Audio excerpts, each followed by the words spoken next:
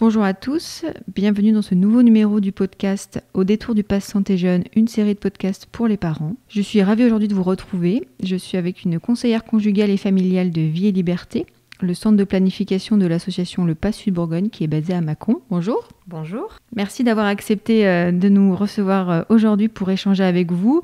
Surtout qu'aujourd'hui, le sujet qui a été choisi interroge, il est parfois tabou. On va parler ensemble des chamboulements qui sont liés avec l'arrivée de l'enfant au sein d'un couple. Alors finalement, quand l'enfant arrive au sein d'un foyer, on parle souvent de chamboulement. Pourquoi est-ce que vous avez choisi ce terme-là de chamboulement ? J'ai choisi ce terme parce qu'il était très parlant, puisqu'il est aussi synonyme de bouleversement, qu'on peut l'associer à un trouble, à un désordre, à quelque chose qui met sens dessus-dessous. Puisque on parle quand même du surgissement d'un nouvel être humain, c'est-à-dire de l'arrivée d'un ou une inconnue qui est l'enfant. On pourrait se dire quoi de plus simple et plus naturel que d'avoir un enfant, mais finalement, en regardant les choses d'un peu plus près et en prenant en compte ce que nous apprennent différentes disciplines, dont la psychologie, on voit que l'arrivée de l'enfant induit beaucoup de changements qui vont vraiment bien au-delà des questions pratiques d'organisation et d'éducation. Alors on va se pencher maintenant, j'imagine, un peu plus sur ces bouleversements et sur ces questions-là. Ce qu'on peut dire, c'est que l'enfant est une nouvelle personne qui arrive dans un petit cercle déjà existant, à savoir ses parents et éventuellement des frères et sœurs. Il est une personne unique, donc il va amener une part de nouveau et d'inconnu qui va changer la vie de celles et ceux qui l'accueillent. C'est donc quelque part toujours une folle et imprévisible aventure, puisqu'on ne sait pas où cette aventure va nous emmener. Si on regarde un petit peu ce qui se passe de plus près, moi en tant que conseillère conjugale et familiale, je vais m'intéresser surtout à la vie affective et à la construction des liens. Eh bien, on voit que le propre de l'être humain, c'est de s'inscrire dans une histoire, dans des cultures, dans un environnement. Donc il y a bien sûr l'histoire des parents de l'enfant, l'histoire de la famille de chacun, l'histoire du pays, de la culture, et on peut mettre tous ces mots au pluriel car il y a bien souvent plusieurs pays, plusieurs cultures qui font partie de l'histoire de chacun. Ça a d'ailleurs toute son importance dans un couple et dans l'arrivée d'un enfant. Donc finalement, j'imagine que les chamboulements se font à différents niveaux, qu'ils soient individuels ou conjugals peut-être ? Oui, tout à fait. Et puis aussi pour la fratrie et l'entourage. En fait, c'est un tout, puisque nous nous construisons dans le tissage des liens familiaux. L'arrivée de l'enfant va venir réveiller chez le futur parent les expériences vécues depuis tout petit. Donc finalement, si on fait un petit focus, commençant par le niveau personnel, qu'est-ce qui se passe quand on devient parent et quand on accède à la parentalité ? Eh bien, ce qui se passe, c'est que l'arrivée de l'enfant va nous renvoyer au modèle que l'on a eu soi-même. Comment étaient nos propres parents ? Comment étaient-ils aussi en tant que couple, et pas seulement parents ? En tant qu'enfant, de quelle manière on a été traité, élevé ? Voilà, toutes ces questions nous disent que devenir parent réveille en nous la mémoire affective que nous avons gardée des expériences passées. Le bébé que nous avons été, l'enfant que nous avons été, l'adolescent aussi, font intimement partie de l'être que nous sommes devenus aujourd'hui. Devenir père ou mère nécessite de pouvoir se projeter à cette place. Ça peut prendre du temps en fonction de l'histoire qu'on a eue. Ce n'est d'ailleurs pas toujours possible. Et en tout cas, les expériences difficiles peuvent nous empêcher de se projeter comme futurs parents, peuvent nous empêcher aussi ou gêner pour prendre véritablement sa place. Donc c'est pas toujours conscient, mais ça peut constituer un frein, par exemple à la mise en route ou à la poursuite d'une grossesse. Par la suite, si l'enfant arrive, ça peut vraiment aussi conditionner l'investissement qu'on aura, c'est-à-dire la manière dont on va s'investir en tant que parent. Pour prendre un exemple concret, si nous avons grandi avec des secrets de famille qui entourent peut-être notre naissance ou notre filiation, ou bien pour prendre un autre exemple, si nous avons grandi avec des traumatismes familiaux qui n'ont jamais été évoqués, ça aura des conséquences, malgré tout, même si c'est des choses dont nous ne sommes pas au courant. J'imagine aussi que le poids de la culture familiale et de la société a aussi toute son importance ? Eh bien, tout à fait. Tout à fait, puisque nous grandissons depuis tout petit, en fait, en étant imprégnés de cet environnement qui nous entoure, donc de multiples valeurs, peut-être d'idées, de normes, qui peuvent être de différentes natures, peut-être idéologiques, peut-être religieuses, philosophiques, politiques. Tout ça constitue un environnement qui va nous influencer, qui peut être bien souvent une richesse, mais qui peut peut-être aussi, dans certains cas, devenir source de souffrance. En tant qu'enfant ou en tant qu'adolescent, ou plus tard à l'âge adulte, on peut aussi se sentir en conflit ou en désaccord par rapport à ce qui nous a été inculqué par notre famille ou par la société. Peut-être parce qu'on s'aperçoit que ça ne correspond pas complètement à nos aspirations profondes, ou bien parce qu'on s'aperçoit que ça nous empêche de nous exprimer, de faire certaines choses peut-être, ou tout simplement d'être heureux. On s'aperçoit que parfois il y a des rôles et des places très figées qui nous sont transmis en tant que place d'homme, de femme, de père ou de mère. Ça peut, dans certains cas, rendre très malheureux. C'est quelque chose qui est difficile à remettre en question parce que ça veut dire qu'on remet en question aussi la famille, voilà, le système familial, et donc qu'on ébranle un petit peu l'édifice sur lequel on s'est construit. Parfois, il peut y avoir la nécessité de consulter un professionnel, même si nous sommes toutes et tous dotés, heureusement, de belles capacités de résilience et plein de créativité. Parfois, on a besoin quand même d'un petit coup de pouce pour nous accompagner et recevoir du soutien que notre famille ou nos proches ne peuvent pas nous apporter. Et ça peut permettre de mieux se connaître, de gagner en confiance, trouver des nouvelles ressources en soi. Et puis, puisqu'on parlait de liens, de ce tissage des liens, et ça peut aussi donner des clés pour tisser des liens avec son enfant et avec son conjoint aussi, parce que les deux sont souvent liés. Trouver un petit peu de paix dans ces conflits et ces tensions dont on vient de parler. Au niveau personnel, devenir parent, c'est aussi faire face et faire avec de nouvelles émotions. Donc finalement, là aussi, comment est-ce qu'on peut vivre les choses et comment est-ce qu'on peut identifier ces nouvelles émotions qui des fois sont nouvelles, nous dépassent et nous remplissent aussi? Oui, tout à fait. Comment on peut les identifier? Alors, ça peut se faire de manière assez naturelle, si on a été aussi éduqué à être à l'écoute de soi, de ce qu'on ressent. Et puis, ça peut être un petit peu plus confus. Devenir parent, voilà, ça peut aussi nous faire vivre un peu des ascenseurs émotionnels, comme on dit, entre l'excitation, les malaises, les moments de joie, les moments d'angoisse. Voilà, il y a beaucoup de choses parfois très intenses qui peuvent se manifester. Et c'est effectivement important de pouvoir s'en rendre compte, mettre des mots dessus, accéder à cette conscience, parce que ça va prendre de la place et ça va aussi prendre de la place au niveau de la vie de couple.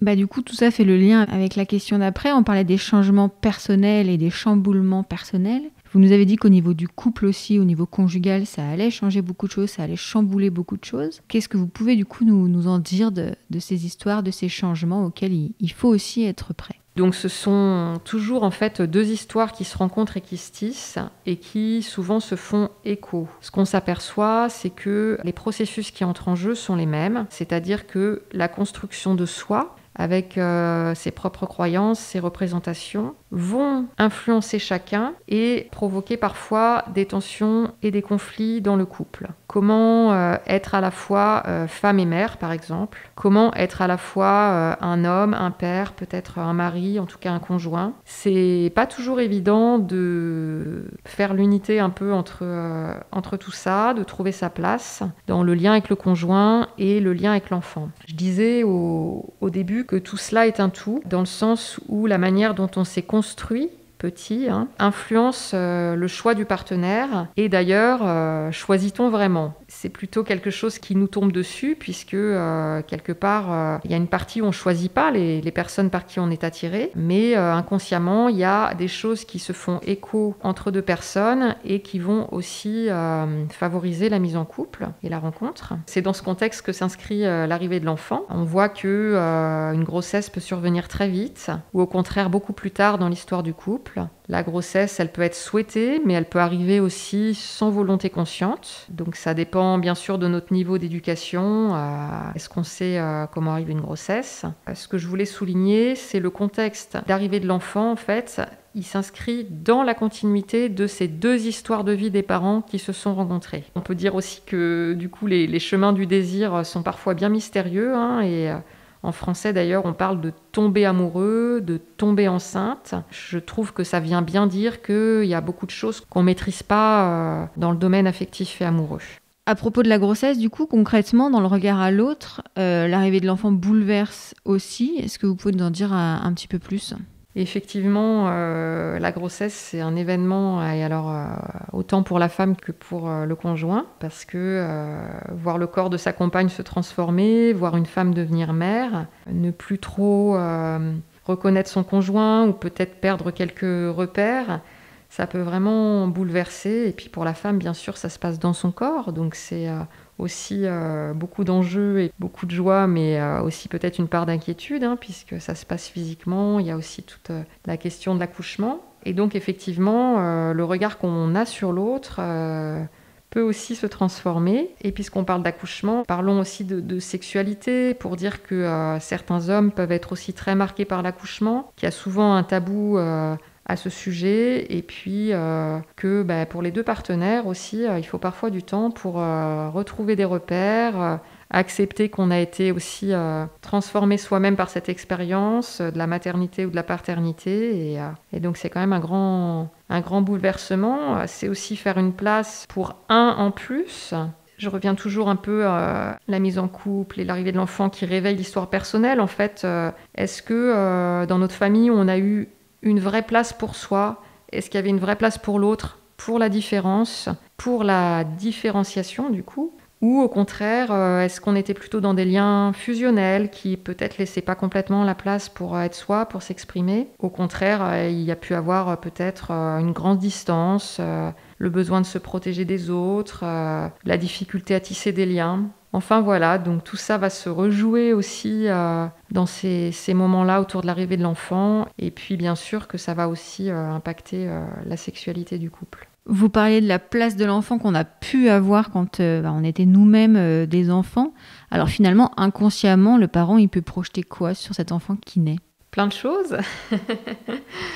Il y a toujours un peu une part de réparation dans le fait d'accueillir un enfant, et c'est plutôt une bonne chose puisque ça fait une sorte de dynamique qui nous permet d'aller de l'avant et qui nous stimule en fait, qui constitue une stimulation dans notre vie. Mais parfois aussi, ça peut être un peu trop ce qu'on fait peser sur l'enfant, qui peut aussi faire peser d'ailleurs sur le conjoint. Inconsciemment, on peut aussi effectivement attribuer à l'enfant une place de un peu béquille, pansement, peut-être un palliatif à sa dépression ou à ses angoisses.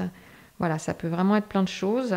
L'enfant antidépresseur, l'enfant parent, l'enfant qui est mis à une place de parent, l'enfant qui va être un peu trop le support d'une reconnaissance et d'une réussite sociale. Donc, on va dire que tous ces éléments-là, dans des petites proportions, sont normaux, puisqu'on sait qu'il n'y a pas de parent parfait. Mais quand ça prend trop de place, ça peut être aussi un petit peu déséquilibré pour l'enfant et générer aussi pas mal de conséquences. À propos de parents parfaits, donc puisque les parents parfaits, ça n'existe pas, je voulais aussi rappeler que le fait que nous soyons imparfaits est très utile à l'enfant, puisque ça le prépare à supporter les frustrations qu'il va de toute façon connaître avec les aléas de la vie. Le parent n'a pas besoin d'être parfait, s'il est suffisamment bon, comme disait Winnicott, ça sera amplement suffisant à l'enfant pour se construire. Il y a un phénomène dont on a peu parlé qui fait aussi partie des chamboulements liés à l'arrivée de l'enfant. On en parle peu, c'est un phénomène qui prend de l'ampleur, c'est ce qu'on appelle la dépression du postpartum. Qu'est-ce que vous pouvez nous en dire ? Eh bien, le postpartum, c'est vrai qu'on en parle peu et encore trop peu, alors que ça toucherait a priori une femme sur 10. Le postpartum, ce qu'on peut en dire, c'est que c'est plus que le baby blues, qui est un phénomène un petit peu normal, lié aussi aux phénomènes hormonaux qui accompagnent les suites de l'accouchement. La dépression du postpartum, c'est vraiment quelque chose qui s'installe en profondeur et qui nécessite de l'aide d'un professionnel en fait pour en sortir, puisque c'est vraiment un type de dépression à part entière. Donc finalement, on voit bien que la grossesse, l'arrivée de l'enfant, le début, en tout cas en tant que parent, peut engendrer un bon nombre de chamboulements. L'idée, c'est aussi de se dire qu'on peut aller chercher de l'aide si on en ressent le besoin, que les professionnels de santé sont là pour nous accompagner à comprendre un petit peu cette période qui peut être compliquée à vivre, comment créer du lien, comment tisser du lien. Finalement, on finit aussi toujours ces podcasts par une idée clé que le professionnel en face aurait envie de nous livrer, ou en tout cas un message un petit peu essentiel qui clôturerait ce podcast. Pour vous, qu'est-ce que ce serait finalement dans tout ce qu'on a pu aborder autour des chamboulements aujourd'hui ? Eh bien écoutez, moi j'avais eu cette image de comparer en fait l'enfant un peu à l'inconnu dans une équation, comme dans une équation qui serait pas mathématique mais humaine, mais du coup l'enfant serait comme un inconnu, avec chromosome XX ou XY. Cet inconnu demande pas à être résolue, mais elle demande à être accueillie, avec sa part de mystère. Il faudra peut-être toute une vie pour qu'elle se résolve. Et donc oui, il y a une part de mystère, il y a une part d'aventure, parce que l'arrivée de l'enfant ouvre la porte à des changements qu'on ne maîtrise pas, qu'on ne peut pas anticiper ni contrôler. Accueillir et laisser la place à un nouvel être, c'est une petite prise de risque de voir sa vie et sa personne, ainsi que son couple, changer, se transformer et puis connaître des crises. Donc c'est autant une stimulation très positive qu'une source de crainte. Ça dépend aussi vraiment de l'histoire de chacun et de l'histoire de son couple. Eh ben merci beaucoup. Alors il y a encore plein de questions qu'on aurait pu aborder, la place de la fratrie, les familles aussi recomposées, mais on aura peut-être aussi l'occasion d'en rediscuter. Merci en tout cas d'avoir participé à ce numéro du podcast et puis on espère que vous avez apprécié ce temps d'échange. Merci.